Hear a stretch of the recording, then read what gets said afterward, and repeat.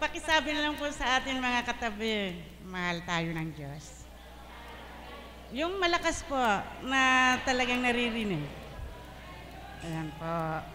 At ngayon sa araw na po na ito ay napaka-special po sapagkat ngayon po ay kaarawan ng ating pinakamamahal na Tita Amor. Hindi na po sana natin ito bibigyan ng parangal, pero 70 years, ay Tita, napaka-special pa rin sa kanya. So gusto ko po siyang tawagin. At ang ating tema po kasi ngayon ay kung paano natin pupurihan at pasalamatan ang buhay na pahiram ng ating Ama, gaya po ng mga may kaarawan sa araw na ito, hindi lang dito sa dakong ito, kundi sa lahat ng nandoon po sa ibang bansa. At paano po natin siya pa ibabalik sa ating Ama ang buhay na pahiram, upang siya naman ay kalugod-lugod habang tayo ay naririto sa ating tahanan, sa temporaryong tahanan dito sa lupa. So, tatawagin po natin si Tita Amor.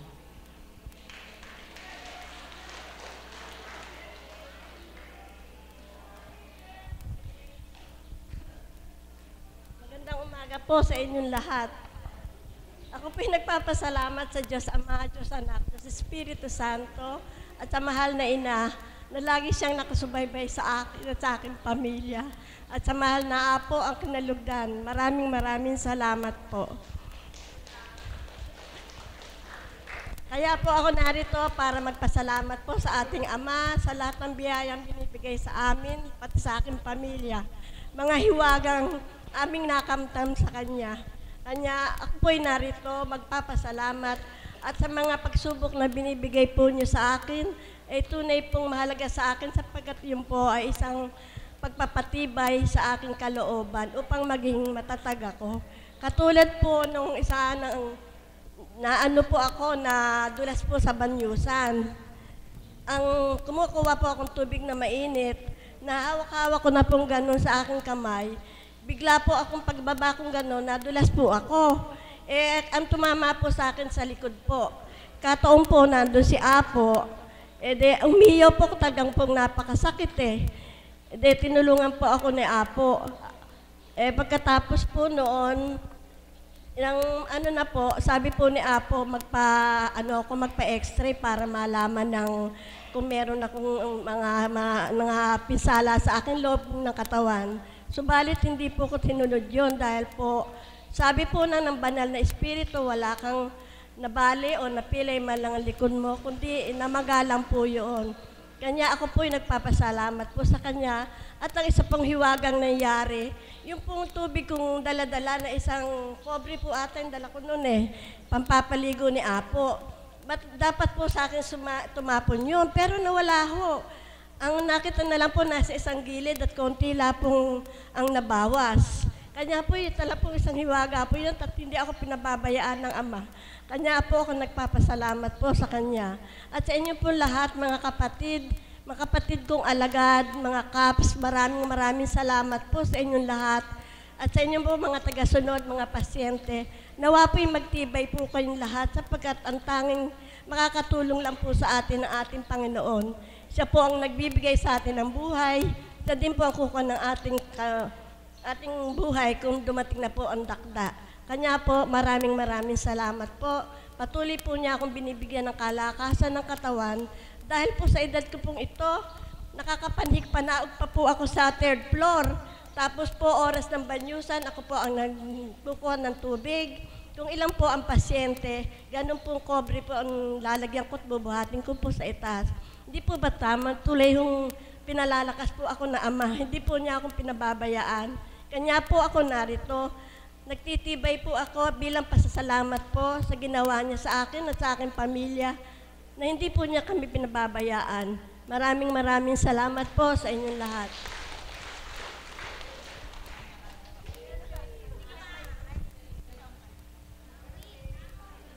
70.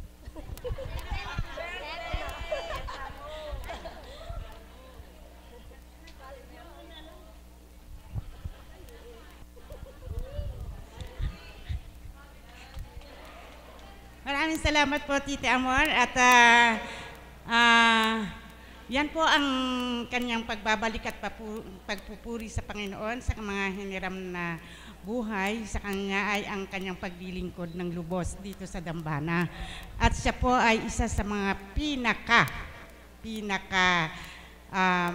sabihin po natin na loyal sa kanyang pag-aatas. At kahit na po ganyan po ang kanyang edad, ay mas malakas pa po kayata siya sa akin. Kaya po ang susunod po ang gusto ko po sanang tawagin ng ating kapatid na Myrna upang handugan siya ng isang awit.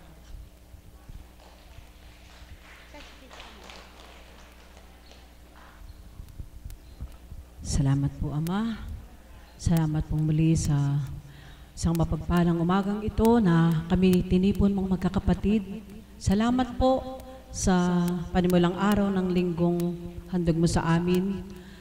At salamat pong muli sa pagkakataong pinagkaloob mo. Buhay po ang Diyos. Marami pong may birthday ngayon, may anak pa, ana pa, kaya hindi po ako magbabahagi. Bilang araw ng Lunes, na sa tuwin ay pinasasalamatan ko sa Diyos, buhay pa tayo. Amen? Kaya po, nais kong awitan ng pasasalamat na awit ng ating Panginoon para sa ating lahat at para sa mga kapatid nating nagdiriwang ng kanilang mga kaarawan. Anak na Ana, happy birthday. Tita Amor, happy birthday po. Salamat sa inyong katauhan na sa tuwing makikita niyo po ako ay inaapuhap ako ng palad niyo bilang kayo ay naging kaagapay ng ating kapatid na Marinela na dinadaluyan ng Espiritu ng Mahal na Ina. Salamat po, damandama ko po ang pagmamahal ng Mama Mary sa inyo pong katauhan. Kaya, nais ko po siyang awitan ng pasasalamat na awitin. Gayon din naman, sapagkat ngayon ay Lunes, hindi ako binigo ng Ama na siya'y maalayan ko. Salamat po.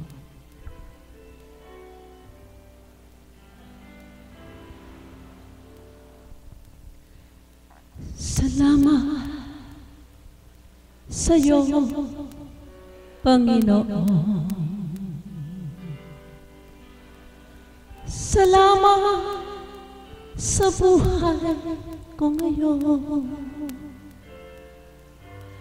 Kung hindi sa iyo ay wala matatamo sa mga pagsusumikap ko. Kaya sa bawat sandali sa iyo ako'y magpupuri dahil sa iyong kabutihan aking nakamtan. Ang pangarap kong tagumpay. Salamat sa iyo, Panginoon. Salamat sa nakamtan ko ngayon.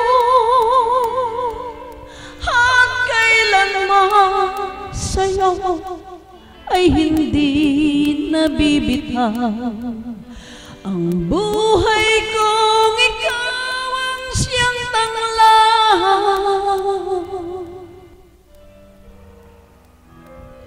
Salamat sa iyo, Panginoon, sa patuloy na buhay na sa amin na iyong pinahihirang. Walang hanggang pasasalamat. Salamat sa iyo, Panginoon. Salamat sa buhay ko ngayon. Kung hindi sa iyo ay walang matatamo sa mga pagsusumikap ko. Kaya sa bawat sandali sa iyo ako'y magpupuri dahil sa iyo kabutihan aking nakamtan. Ang pangarap kong tagumpay. Salamat sa iyo, Panginoon. Salamat sa nakamtan ko ngayon. At kailanman sa iyo ay hindi nabibitaw. Ang buhay kong ikaw ang siyang tanglahan. Salamat sa iyo, Panginoon. Salamat sa buhay ko ngayon. At kailanman sa iyo ay hindi nabibitaw. Ang buhay kong ikaw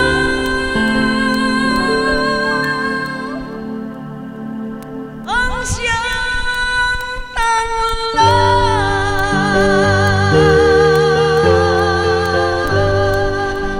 Salamat po, Panginoon. Salamat po sa iyo.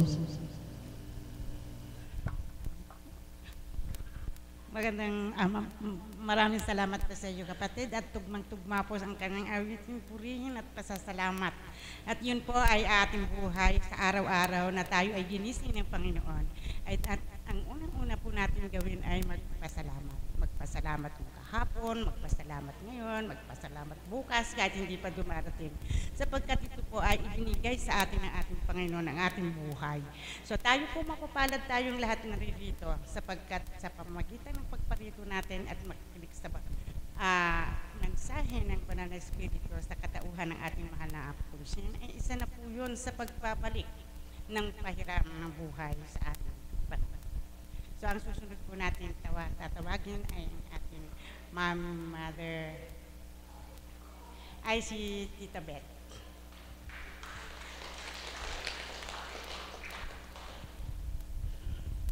Isang mapagpalang Lunes po sa ating lahat. Buhay po ba ang Diyos?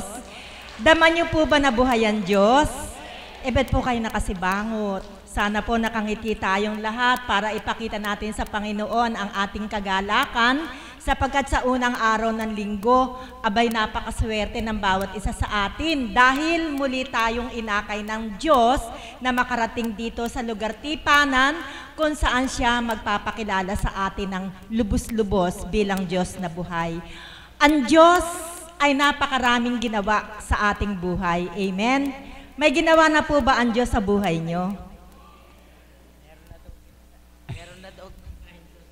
May ginawa na po ba siya? Masaya na po kayo? Dati po, masaya rin ba kayo? Hindi masyado, kasi hindi natin nararamdaman yung buhay na Diyos sa buhay natin. Subalit ngayon na naramdaman natin ang buhay na Diyos, na siya pala ay kumikilo sa ating buhay upang maging masaya ang bawat isa sa atin. Ano po ang dapat nating ibalik sa Panginoon? Dapat tayong magpuri at magpasalamat sa Kanya. Ang hirap po kasi sa ating mga Katolikong Pinoy, kaya lang po tayo dumudulog sa Panginoon, unang-una pag may problema. Amen? Pero pag walang problema at para bang everything is okay, nakakalimutan po nating magpuri at magpasalamat sa Kanya. At dahil tayo ay nakakalimot, pinapahintulutan ng Panginoon na may maganap sa ating buhay upang tayo ay muling lumapit sa Kanya. Amen?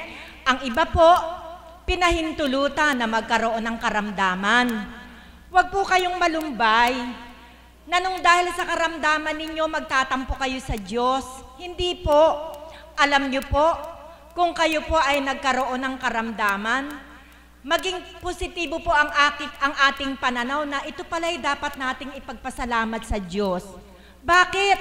Sapagkat kung hindi tayo nagkaroon ng karamdaman, hindi tayo lalapit sa Kanya, hindi natin siya makikilala, at hindi natin mararamdaman ang pag-ibig na mula sa Kanya. Palakpakan po natin ang ating Panginoon. Sino po ba dito sa inyo ang tinawagan ng Panginoon dahil sa kanilang karamdaman? Meron po ba? Meron po. Ba't po walang nakataas ang kamay? Ayun, sila kapatid. Sila po ay tinawagan ng Panginoon dahil sa kanilang karamdaman. At hindi po yung naging dahilan upang sila'y malungkot, kundi yung po ay naging kaparaanan upang sila ay maging masaya sapagkat nakilala nila na may Diyos pala na magpapagaling sa kanila. Palakpakan po natin ang ating Panginoon. Kaya po, mga kapatid, sa halip po na iyan ay ikalumbay natin, dapat po tayong magpuri at magpasalamat sa ating Panginoon. Salamat, God! Nagkasakit ako. Kung hindi ako nagkasakit, hindi kita makikilala, hindi kita mararamdaman, hindi ako magkakaroon ng pag-asa na ikaw pala ay Diyos na buhay na dapat kong asahan. Amen? Alam niyo po, nagpupuri po ako at nagpapasalamat nang maakay ako ng Panginoon sa banal na lugar na ito 9 years ago. 9 na taon na po ako nang akayin ng Panginoon at wala pong regret. Hindi po ako nagkaroon ng pagsisisi sa buhay ko sapagkat naramdaman ko po ang tunay na kagalakan at kapayapaan ng kaisipan nang makilala ko ang ating Panginoon. Kaya sabi ko nga po, Lord, the best thing that ever happened to my life nung makilala kita. Sapagkat kung hindi kita nakilala, siguro mukha na akong 85 anyos ngayon. Bakit? Kasi ako masyadong maproblemang tao. Yung problema, wala pa, iniintindi ko na. Yung mangyayari bukas, iniintindi ko na. Kaya ako yung tipo ng tao na walang kapayapaan ng kaisipan kasi lagi na lang puno ng problema ang aking isip. Subalit, nang ako ay akayin ng Panginoon at makarating sa banal na lugar na ito, tinuro niya sa akin ang kaparaanan para ma-enjoy ko yung buhay ko. Hindi pala ako dapat laging namumroblema. Ang gusto pala ni God, bawat araw, maging masaya ako at maramdaman ko ang kanyang presensya bilang Diyos na buhay. Kaya, mga kapatid, para sa akin, yung the best na nangyari sa buhay ko talaga, walang pagsisinungaling, the best na nangyari sa buhay ko, nakilala ko ang ating Panginoon. At ito po ay ipapahayag ko, kapraso lang po, sa pamamagitan po ng isang awitin, kung paano ko talaga pinahalagahan ang araw na nakilala ko ang Panginoon. At dahil hindi po ako masyadong sanay kumanta, muli po ay aanyayahan ko si kapatid na Mirna upang ako'y saklolohan, upang kapwa namin maipadama sa Diyos na ang the best thing talagang nangyari sa buhay namin nang makilala namin ang buhay na Diyos. Kung nangganap sa amin, siguro po kayo ganun din. Tita Mirna, please help me. Kasi po ako, aaminin ko po, sa buhay ko, ang dami pong mga ups and downs. Maraming mga tagumpay, maraming mga kabiguan na nagbigay sa akin ng kalumbayan sa buhay. Subalit, nang dahil hinanap ako ng Panginoon, inakay niya ako sa banal na lugar na ito, yung mga ups and downs na to, siya ang gumawa ng kaparaanan para umunti na yung downs at mas marami yung ups. Okay. Ito na yung up.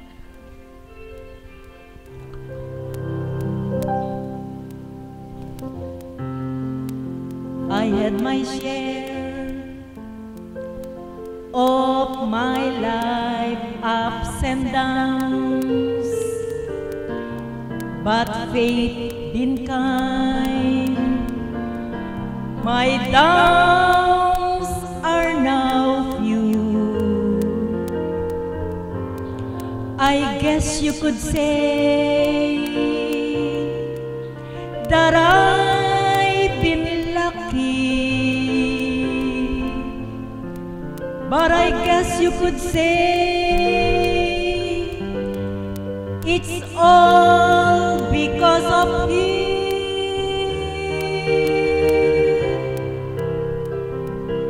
If anyone should ever write my life story, for whatever reason there might be,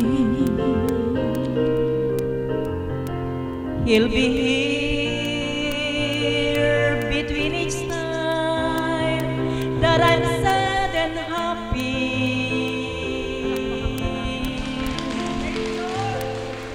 Yes, Lord, you're the best thing that ever happened to us.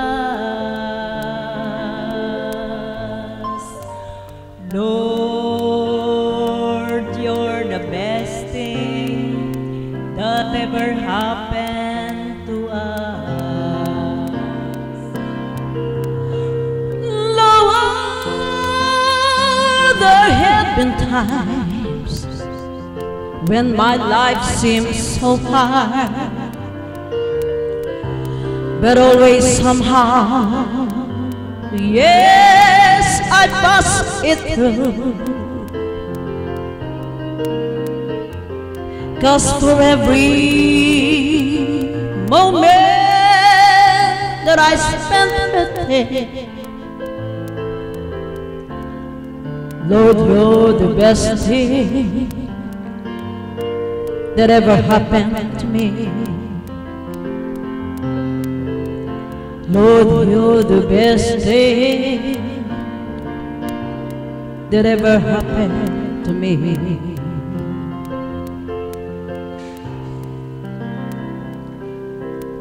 Lord, there had been times when my life seemed so hard, but always somehow I pass it through. 'Cause for every moment that I've been hurting, there was a moment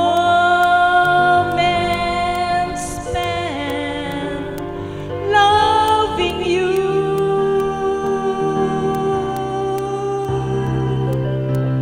If anyone should ever write my life story,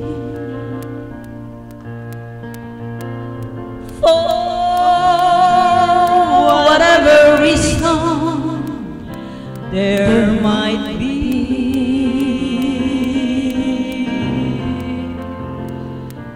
you'll you'll be be here between each time that I'm sad and happy.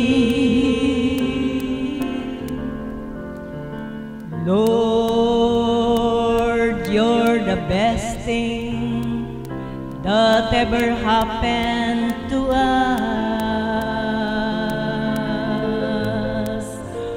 Lord, you're the best thing that ever happened to us. Lord, you're the best thing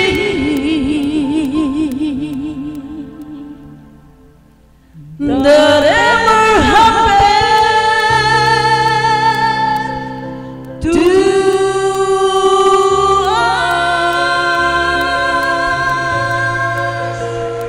Thank you, Lord. Thank you, Salamat, Tita Mami. Mirna. Kaya bakit hindi nga po ba ako magpupuri at magpapasalamat sa Panginoon? Damandama ko po yung saklolo niyang ginawa sa akin, buhat po nang makilala ko siya. Ang dami pong mga pagdalisay, pagsubok na dumaan, sadyang parang dumaan ako sa butas ng karayom. Hindi ko na po ibabahagi sa inyo sapagkat marami kayong malalamang mga pangalan. Subalit, tandang-tanda ko po ang mensahe ng Panginoon sa akin noong mga panahon na yon. Sinabi niya, tumahimik ka. Huwag mong paghariin ang galit sa iyong puso at kalooban, sapagkat akong Diyos mo ang magtatanggol sa iyo. Alam niyo po, wala pong pagkabula ang mensahe sa akin ng banal na Espiritu sa katauhan ng ating mahal na Apo Kunching. Ang lahat ng pagsubok na yan, na pagtagumpayan kong lahat, hindi sa kaparaanan ko, kundi sa kaparaanan ng buhay na Diyos na sumaklolo sa akin. Palakpakan po natin ang ating Diyos sa buhay. Kaya nga po yung linyang ito, gustong-gusto ko eh. Lord, there have been times when my life seemed so hard. So hard po talaga.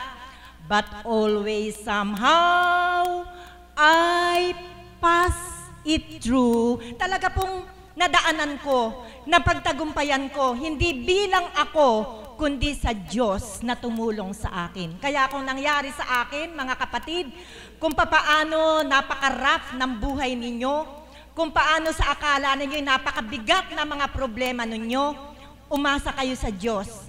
100% hindi niya kayo pababayaan. May karamdaman ka ba? Iniintindi mo, hindi ka makatulog? Wala kang tiwala sa Diyos pagka ganyan ka. Sapagkat ang sabi ng Diyos, nasaan ang pagtitiwala mo? Magtiwala ka sa akin, yung bundok nga kaya kong tibagin. Yung lupa nga kaya kong bitak-bitakin. Ano pa kaya ang bukol sa katawan mo na hindi ko kayang tunawin? Mararamdaman niyo po yan, mga kapatid. Magpakatotoo lang tayo sa Panginoon. At sa tuwina, lagi tayong mag-alay ng papuri at pasasalamat sa Kanya. The more we praise, the more we pray, lalo tayong pagagalakin ng ating Panginoon. Sapagkat ayaw ng Diyos na makita tayong malungkot. Ang nais ng Diyos, lagi tayong masaya. Kaya't anong problema mo ang hindi niya bibigyan ng kalutasan? Malaki ba ang problema mo? Huwag mong sabihing malaki. Sapagkat ang Diyos mo ay mas malaki kaysa sa problema mo. Magandang umaga po at maraming salamat. Thank you po. Maraming salamat po, Tita Beth, sa iyong pagbabahagi at yung mga ang awitin ninyo na tumutugma rin sa ating tema sa araw na ito. At tayo po ay magpapasalamat sa araw-araw kung tayo po ay ginigising ng ating Ama, sapagkat hindi po dahil binibigyan pa po na tayo ng mga pagkakataon upang mabaguhin ang hindi pa natin nababago. At yung naman mga pagkagising sa atin ay papurihan at pasalamatan natin siya sapagkat napakahalaga po ang gumising sa isang umaga na tayo po ay hindi pa handa ng kahapon at meron pa rin tayong binigyan pa rin tayo ng Ama na gawin ang dapat natin gawin sa ating kaluluwa. So ang ating pong susunod na magbabahagi ay tinatawagan ko po si kapatid na Pearl na kung para batihin lang po ang ating birthday celebrant.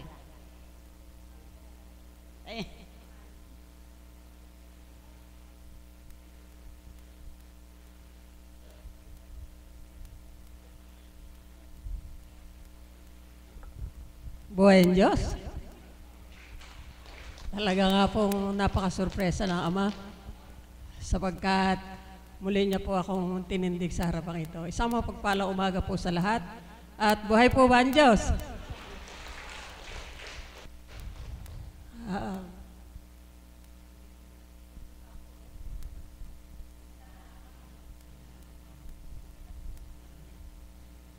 Papurit pa salamat sa Ama na tunay nga po na napakaganda ng temang ito na halos hindi ko po nadidinig sapagkat ako'y busy sa aking ginagampanan sapagkat hinahanda nga po. Sa aking buhay po ay napakarami kong dapat ipagpasalamat sa ating Panginoon sapagkat ako'y naririto pa ngayon sa inyong harapan, nakatindig at patuloy na masaya sapagkat tunay pong nakakagalak ang bahagi ng Diyos.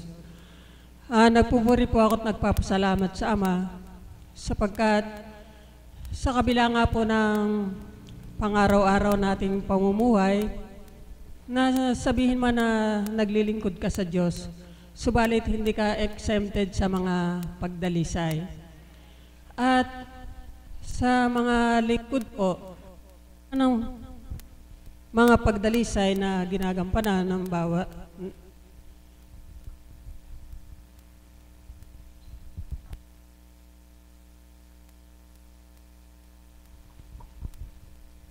ano man po ang mga pagdalisay na pinagdaraanan ng bawat isa, hindi po dahilan upang hindi ka tumungo sa dambana at patuloy na maglingkod at patuloy kang humarap na nakangiti at punong-puno ng pag-asa.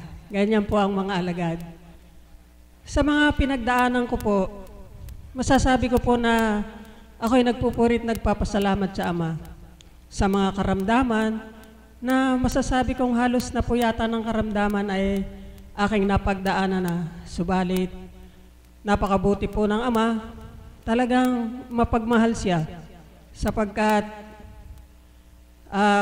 halos hindi nga nakatulog ng 2 buwan dahil sa karamdaman, iba't ibang doktor na nagsuri, subalit walang kagalingan. Kay buti ng Ama, kay dakila niya, pinatotohanan niya sa tuwina na ang banal na espiritu ay tunay na walang imposible sa kanya. Ano man ang ituran niya, yun ang magaganap at hindi magaganap ang ituturan ng tao. Kaya sa mga kagalingan niya pinagkaloob sa akin, papurit pasalamat sa Ama ay walang katapusan sapagkat may isang Apo Konching na tunay na ginamit para sa atin sa dambanang ito. At sa lahat po ng may mga karamdaman, huwag po kayong malulungkot sapagkat isa po itong daan, kaparaanan ng Ama. Kaya po kayo naririto sapagkat mahal niya kayo. Katulad ko, mahal ako ng Ama, mahal na mahal din kayo ng Ama. Kaya sa araw-araw, magpuri tayo at magpasalamat sa ating nakakamtan sa buhay. At sa mga hindi pa po nakakamtan ng kagalingan, ano po yung suriin po natin ang ating sarili.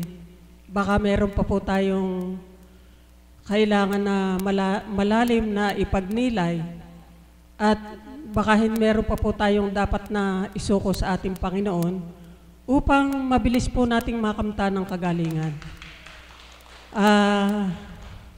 Sa ngayon po, ang buhay man po ay napakapayak, simple, subalit napakasaya po. Dahil sa tuwing nga po hinahambing ko ang aking sarili sa isang ibon na palipad-lipad lamang, malayang nakakakampay, ganun lamang po sa araw-araw ang buhay ko at masaya na po ako. Yan lamang po, magandang umaga po sa ating lahat. Maraming salamat po sa iyo, kapatid na Pearl. At ang kanyang pong sinabi ay, ang kanyang ibinahagi ay tungkol po sa atin, minsan po kasi pagka sa ating buhay, minsan nakakalimutan po tayong magpasalamat, lalong-lalo na po pagka tayo ay nabubuhay sa karangyaan. Amen po ba yun? Subalit maganda man ang ating buhay, hindi, may pagpapasalamat tayo at papuri sa ating Panginoon. Sapagkat hindi, yun lang po ang ibig ng malaman, yun lang po ang hinihingi sa atin ng ating Panginoon, yung marinig niya tayong ina-appreciate natin ang kanyang ginagawa sa ating buhay. Yung magpasalamat at purihin siya na nangyari sa ating buhay. Kung ano man ang ating mga tatamasan, kung mabuti at kung ito naman ay hindi, ay binibigyan pa tayo ng maraming araw upang magkaroon tayo ng pagbabalik loob sa Kanya. Meron po sana akong tatawagin kung meron po sana mga volunteers na galing naman sa CAPS.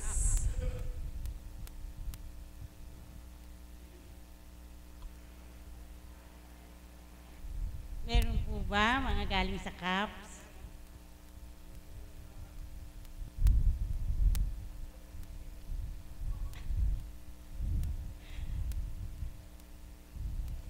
Palagay ko naman po ay meron naman po tayong mga papurit pasasalamat sa ating buhay yung gagaling sa CAP.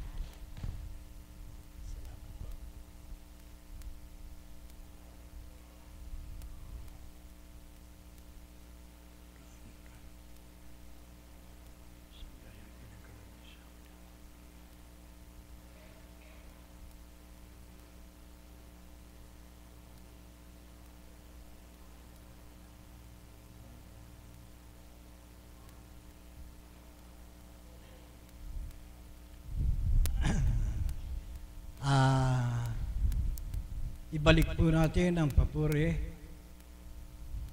at parangal sa ating amang makapangyarihan na siya ang nagbigay sa atin ng buhay at kalakasan. Kaya una po, ipinauna ko sa inyo ang pagbati ng magandang umaga sa pahapunang ito, na kahit na medyo malulamang panahon, handi rito pa rin po tayo at sama-samang nagpupurit, nagpapasalamat sa Ama na siyang nagbigay ng buhay at kalakasan sa atin. Minamahal ko mga kapatid, sa buhay ko po ay napakarami na pong pagpapala ang ibinigay sa akin ng Ama. At ganoon din po, marami rin po ang pagdalisay na aking nakamtan. Ngunit sa tuwing darating po ang pagdalisay, ay lalo naman pong nagtutumibay, lumalalim ang aking pananalig na siya ang nagbigay ng buhay sa akin. Kaya umaasa po ako at naniniwala na siya ang magbibigay ng kagalingan sa aking pangangatawan. Minamahal kong mga kapatid, ang pagpupuri at pagpapasalamat sa Kanya sa tuwi-tuwi na po ay iyan ang tanging hindi ko nakakalimutan. Kahit na po ako ay medyo nahihirapan. Pero pagdating po ng hapon, paghiga ko, yan ang unang-una kong babanggitin, ang magpuri at magpasalamat sa mga biyayang ipinagkaloob niya sa akin.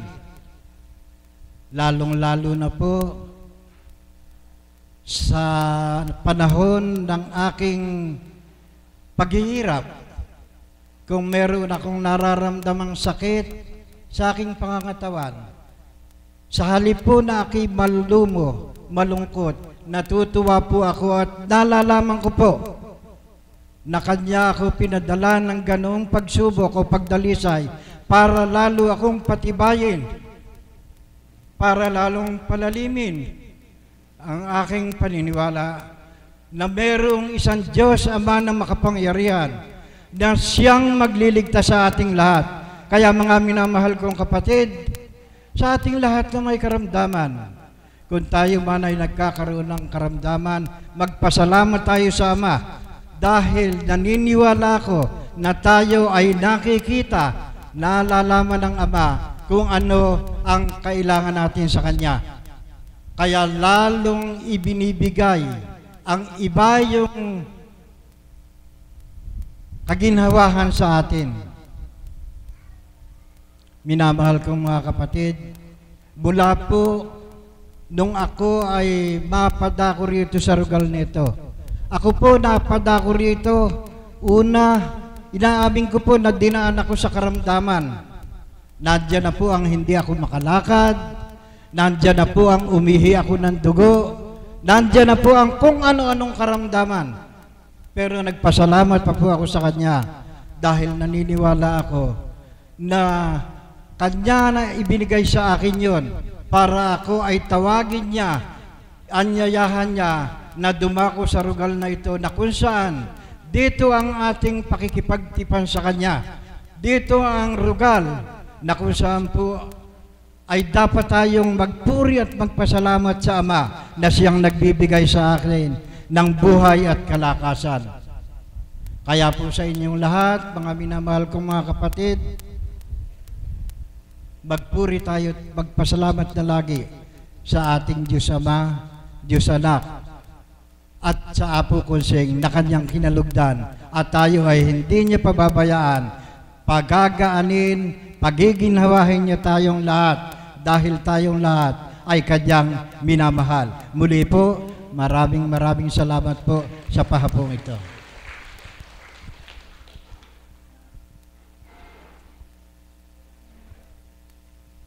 Maraming salamat.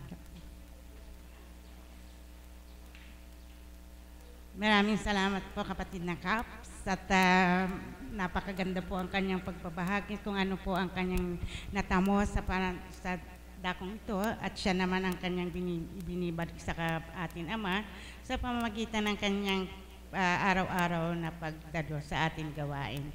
At ang susunod po natin tatawagin ay ang ating Mother of the House.